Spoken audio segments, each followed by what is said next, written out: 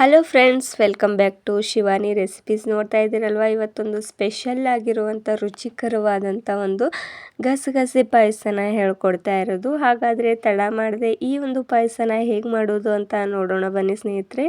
ನಾನಿಲ್ಲಿ ಒಂದು ಬಟ್ಲಷ್ಟು ಗಸಗಸೆನ ತೊಗೊಳ್ತಾ ಇರೋದು, ಹಾಗೂ ಸ್ವಲ್ಪ ಮಟ್ಟಿಗೆ ಅಕ್ಕಿನ ತೊಗೊಂಡ್ಬಿಡಿ. ನೀವು ನೋಡಿಕೊಂಡು ಮಾಡ್ಕೊಂಡು ಯಾಕಂದರೆ ನಿಮ್ಮ ಮನೆಯಲ್ಲಿ ಜಾಸ್ತಿ ಜನ ಇದ್ದರೆ ಜಾಸ್ತಿ ಕೂಡ ತೊಗೊಳ್ಬೋದು.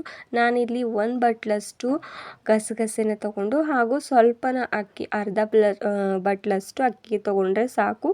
ಅದನ್ನು ಹುರ್ಕೊಳ್ಬೇಕು ಈ ರೀತಿಯಾಗಿ. ಅಕ್ಕಿನ ಸ್ವಲ್ಪ ಮಟ್ಟಿಗೆ ಕೆಂಪಗಾಗೋವರೆಗೂ ಹುರ್ಕೊಂಡ್ರೆ ಸಾಕು ಚೆನ್ನಾಗಿ. ಅದು ಕೂಡ ಹುರ್ಕೊಂಡ ನಂತರ ನಾನು ಇದ್ರೊಳಗಡೆ ಗಸಗಸೆನ ಒಂದು ಬಟ್ಲಷ್ಟು ತೆಕ್ಕೊಂಡಿಟ್ಕೊಂಡಿದ್ನಲ್ವ, ಅದು ಕೂಡ ಇದ್ರೊಳಗಡೆ ಆ್ಯಡ್ ಮಾಡಿಕೊಂಡು ಎರಡು ಕೂಡ ಚೆನ್ನಾಗಿ ಹುರಿದುಕೊಳ್ಬೇಕು. ಹುರ್ಕೊಳ್ಳೋದ್ರಿಂದ ನಮಗೆ ತುಂಬಾ ಟೇಸ್ಟಿಯಾಗಿ ರುಚಿಯಾಗಿ ಈ ಒಂದು ಗಸಗಸೆ ಪಾಯಸ ಸಿಗುತ್ತೆ, ಸವಿಯಲು ಕೂಡ. ಈ ಒಂದು ಗಸಗಸೆ ಪಾಯಸ ಏನಾದರೂ ನೀವು ಮಾಡಿಬಿಟ್ರೆ ಮಕ್ಕಳಂತೂ ತಿಂದು ತುಂಬಾ ಖುಷಿ ಪಡ್ತಾರೆ ಸ್ನೇಹಿತರೆ. ಅದರಲ್ಲಂತೂ ಮತ್ತೆ ಪದೇ ಪದೇ ಮಾಡಿಕೊಡುವಂಥಷ್ಟು ರುಚಿಕರವಾಗಿರುವಂಥ ಈ ಒಂದು ಗಸಗಸೆ ತುಂಬಾ ಟೇಸ್ಟಿಯಾಗಿ ಬರುತ್ತೆ ಸ್ನೇಹಿತರೆ. ಈ ಎರಡು ಕೂಡ ಇವಾಗ ಚೆನ್ನಾಗಿ ಹುರಿತಾ ಇರೋದು ನೋಡ್ತಾ ಇರ್ಬೋದು.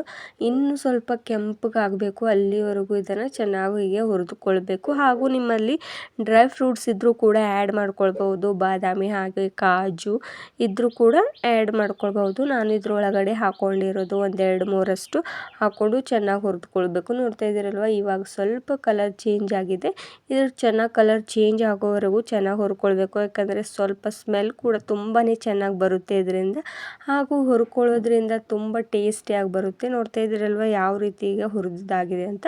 ಹುರ್ಕೊಂಡಿರೋದು ಅಷ್ಟು ಎಲ್ಲ ಹೀಗೆ ಒಂದು ಮಿಕ್ಸಿ ಜಾರ್ಗೆ ಹಾಕ್ಕೊಂಡು ಇದನ್ನು ಮಿಕ್ಸಿ ಮಾಡ್ಕೊಳ್ಬೇಕು. ಸ್ವಲ್ಪ ಡ್ರೈ ಫ್ರೂಟ್ಸ್ಗಳು ಹಾಗೂ ನಾನಿಲ್ಲಿ ಒಣ ಕೊಬ್ಬರಿನ ತೊಗೊಂಡಿರೋದು, ಸ್ವಲ್ಪ ಕಟ್ ಮಾಡಿಕೊಂಡು ಹಾಫ್ ಅಷ್ಟಿದ್ರೆ ತೊಗೊಂಡ್ಬಿಡಿ, ಅಥವಾ ನಿಮಗೆ ಜಾಸ್ತಿ ಇಷ್ಟ ಅಂದರೆ ಒಂದಷ್ಟು ಕೊಬ್ಬರಿನ ಹಾಕ್ಕೊಂಡ್ಬಿಡಿ. ಹೀಗೆ ಕಟ್ ಮಾಡ್ಕೊಂಡು ಹಾಕ್ಕೊಳ್ಬೇಕು.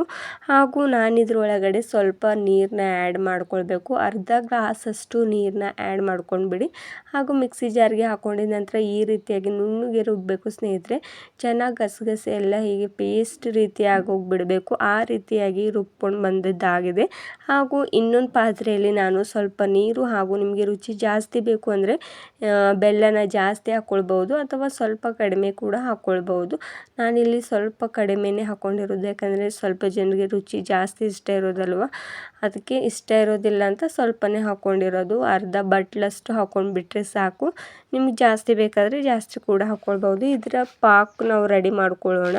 ಅಲ್ಲಿ ಪೇಸ್ಟ್ ಇವಾಗ ರೆಡಿಯಾಗಿ ಹೋಗ್ಬಿಟ್ಟಿದೆ, ಹಾಗೂ ಈ ಪಾಕ ಕೂಡ ಇವಾಗ ರೆಡಿ ಆಗ್ತಾ ಇರೋದು. ಅಷ್ಟು ಕೂಡ ಬೆಲ್ಲ ಕರಗಿ ಚೆನ್ನಾಗಿದೆ ಪಾಕ ಆಗೋಗಬೇಕು. ನೆಕ್ಸ್ಟ್ ನಾನಿಲ್ಲಿ ಒಂದು ಪಾತ್ರೆನ ಇಟ್ಕೊಂಡು ಅದರೊಳಗಡೆ ಒಂದು 2 ಟೇಬಲ್ ಸ್ಪೂನಷ್ಟು ತುಪ್ಪನ ಆ್ಯಡ್ ಮಾಡ್ಕೊಳ್ತಾ ಇರೋದು. ತುಪ್ಪನ ಹಾಕ್ಕೊಂಡ್ರೆ ಇನ್ನೂ ಚೆನ್ನಾಗಿ ರುಚಿ ಬರುತ್ತೆ, ಅದಕ್ಕೋಸ್ಕರ ತುಪ್ಪನ ಆ್ಯಡ್ ಮಾಡ್ಕೊಳ್ಳಿ ಸ್ನೇಹಿತರೆ. ಯಾವುದೇ ಒಂದು ಎಣ್ಣೆನ ಆ್ಯಡ್ ಮಾಡ್ಕೊಳ್ಳೋಕೆ ಹೋಗಬೇಡಿ. ಹಾಗೂ ನಿಮ್ಮ ಹತ್ರ ಡ್ರೈ ಫ್ರೂಟ್ಸ್ಗಳಿದ್ದರೆ ಅದು ಆ್ಯಡ್ ಮಾಡ್ಕೊಳ್ಳಿ. ಬಾದಾಮಿ ಹಾಗೂ ನಾನಿದ್ರೊಳಗಡೆ ಕಿಸ್ಮಿಸ್ಸಿನ ಹಾಗೂ ನಿಮ್ಮ ಹತ್ರ ಮತ್ತೆ ಬೇರೆ ಡ್ರೈ ಫ್ರೂಟ್ಸ್ ಇದ್ದರೂ ಕೂಡ ಆ್ಯಡ್ ಮಾಡ್ಕೊಳ್ಬೋದು, ತುಂಬಾ ಟೇಸ್ಟಿಯಾಗಿ ಬರುತ್ತೆ. ಹಾಗೂ ಇದನ್ನು ಚೆನ್ನಾಗಿ ಹೊತ್ತಿಸೋಕೆ ಹೋಗಬೇಡಿ. ಸ್ವಲ್ಪ ಬೆಚ್ಚಗಾದ ತಕ್ಷಣ ಈ ಒಂದು ತುಪ್ಪದೊಳಗಡೆ ಇದ್ರೊಳಗಡೆ ಒಂದು ಬಟ್ಲಷ್ಟು ನಾನು ಹಾಲನ್ನ ಆ್ಯಡ್ ಮಾಡ್ಕೋತಾ ಇರೋದು. ಹಾಲಿನಿಂದ ಕೂಡ ತುಂಬಾ ಸಖತ್ತಾಗಿ ಟೇಸ್ಟ್ ಬರುತ್ತೆ, ಹಾಗೂ ಸಖತ್ತಾಗಿ ನಮ್ಮ ಹೆಲ್ತ್ಗೂ ಕೂಡ ತುಂಬ ಚೆನ್ನಾಗಿರುತ್ತೆ ಅಂತ ಸ್ವಲ್ಪ ಹಾಲನ್ನ ಆ್ಯಡ್ ಮಾಡ್ಕೊಂಡ್ಬೇಡಿ. ಹಾಲು ಹಾಕ್ಕೊಂಡಿದ್ದ ನಂತರ ಈ ಒಂದು ಪೇಸ್ಟ್ನ ರೆಡಿ ಆಗೋದಲ್ವ, ಅದು ಕೂಡ ಇದ್ರೊಳಗಡೆ ಹಾಕ್ಕೊಳ್ಬೇಕು. ನೋಡ್ತಾ ಇದ್ರಲ್ವ ಯಾವ ರೀತಿ ಪೇಸ್ಟ್ ಇವಾಗ ನುಣ್ಣಗೆ ಆಗೋಗ್ಬಿಟ್ಟಿದೆ. ಆ ಪೇಸ್ಟ್ನ ಹಾಕ್ಕೊಂಡು ಸ್ವಲ್ಪ ಮಟ್ಟಿಗೆ ಒಂದು 5 ಮಿನಿಟ್ಸ್ವರೆಗೂ ಚೆನ್ನಾಗಿ ಇದನ್ನು ಕುದಿಸ್ಕೊಳ್ಬೇಕು. ಯಾವಾಗಲೂ ಗ್ಯಾಸ್ನ ಲೋ ಫ್ಲೇಮಲ್ಲಿ ಇಟ್ಕೊಂಡು ಕುದಿಸ್ಕೊಳ್ಬೇಕು ಸ್ನೇಹಿತರೆ. 5 ನಿಮಿಷದೊಳಗೂ ಚೆನ್ನಾಗಿ ಇದನ್ನು ಕುದ್ದ ನಂತರ ನಾವು ಪಾಕ ರೆಡಿಯಾಗಿ ಹೋಗ್ಬಿಟ್ಟಿದೆ ಅಲ್ವ, ಅದನ್ನು ಫಿಲ್ಟರ್ ಮಾಡಿಕೊಂಡು ಈ ಒಂದು ಗಸಗಸೆ ಪಾಯಸದಲ್ಲಿ ಹಾಕ್ಕೊಂಡ್ಬಿಡಿ. ಯಾಕಂದರೆ ಸ್ವಲ್ಪ ಏನಾದರೂ ಇದ್ದರೆ ಆ ಫಿಲ್ಟರ್ ಒಳಗಡೆನೇ ಸಿಕ್ಕಾಕೋಗ್ಬಿಡುತ್ತೆ. ಬೆಲ್ಲ ಅಷ್ಟೇ ಕರಗಿ ಪಾಕ ಅಷ್ಟು ಕೂಡ ಇದ್ರೊಳಗಡೆ ಹಾಕ್ಕೊಂಡ್ಬಿಡಿ. ಅಷ್ಟು ಕೂಡ ಈ ರೀತಿಯಾಗಿ ಫಿಲ್ಟರ್ ಮಾಡ್ಕೊಂಡ್ಬಿಡಿ.